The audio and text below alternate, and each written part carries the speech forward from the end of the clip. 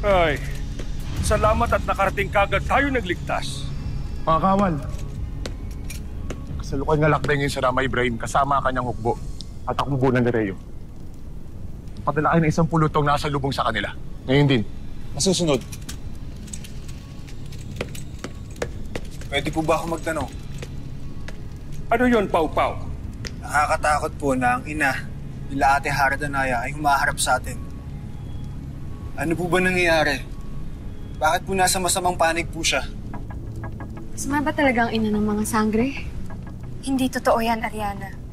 Mabuting diwata si Hara Duria Minea. Maaaring may ginawa lamang si Havorn sa kanya, kaya siya nagkaganito. Hindi na sampanta ako umuyak. Nasadyang ginamitan siya ng mahika o enkantasyon para pamanig sa kanila ang kanyang ibre.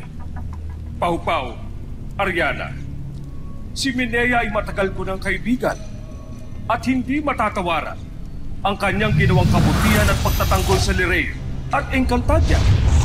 Kaya huwag na huwag niyong iisipin na siya ay tunay na kalaban. Pagkat ang totoo ay ginagamit lang siya ng ating mga kaaway upang papaghinain ang ating mga kalooban. Mukhang nananalo po sila. Kasi po nakakashock. Nakakawindang po. Nakakawindang na ang mismong ina ng mga sangren lumalaban sa atin. Nunong Imaw, may gamot kaya? May iba pa kayang paraan para maalala tayo ni Inang Reyna? Para makilala niya tayo, lalo na yung mga anak niyang sangre. Magtiwala kayo kina Danaya, mga bagong tagapangalaga. Tiyak kung gagawin nila ang lahat upang mailigtas sa kanilang ina. Magtiwala rin tayong lahat kay Medea na maliwanagan siya at makilalang muli kung sino at ano siya. Nang sa ganon, ay hindi na magtagumpay pa si Hagorn sa mga masasamang balak nila. Tiwala. Yan ang kailangan natin ngayon upang hindi tayo mawala ng pag-asa. Tiwala.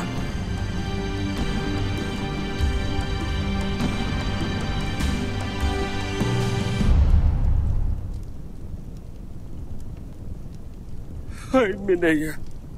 Ano ba talaga ang nangyari sa iyo? Bakit ka nagkaganito? Anong ginawa nila?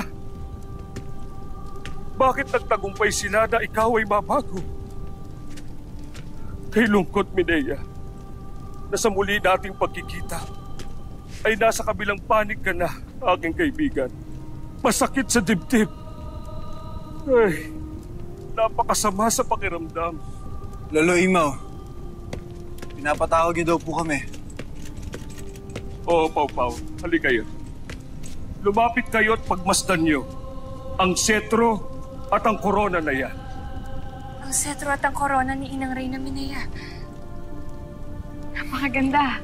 Ang mga yan ang simbolo ng isang pamumuno na labis na naging matapat at nagmahal sa Lirey. Tinalikdan at tiniis ni Medea ang engkantadong pinakaiibig niya, si Rakim. Pagkat higit na nanaig sa kanya ang kanyang katungkulan, kaya hinayaan niyang lumayo ito kasama ang kanilang anak pagkatapos ng unang digmaan sa ilalim ng panunungkulan niya, upang magawa niyang paharap ang pagbabagong muli at pagpapalakas sa Lirey, pati na ang pangangalaga sa mga brilyan. Saksi ang setro na yan at ang kanyang korona sa kanyang mga nagawang kabutihan at pagtatanggol sa mga engkantado. Kabutihan na batid kung kahit na ginamitan siya ng mahika o engkantasyon ng mga kalaban, ay hindi maaaring mawala ng ganun-ganun lamang. Dahil ang kabutihan ay gaya ng liwanag sa kadiliman o gaya ng apoy sa taglamig na hinding-hindi ito may tatag. Gayon ay nagdarasal ko Nunong Imaw. Nawa ay manaig nga ang kabutihan na sinasabi ninyo. Nang sa gayon ay matapos ng mga agam-agam at ang takot na nararamdaman naming lahat,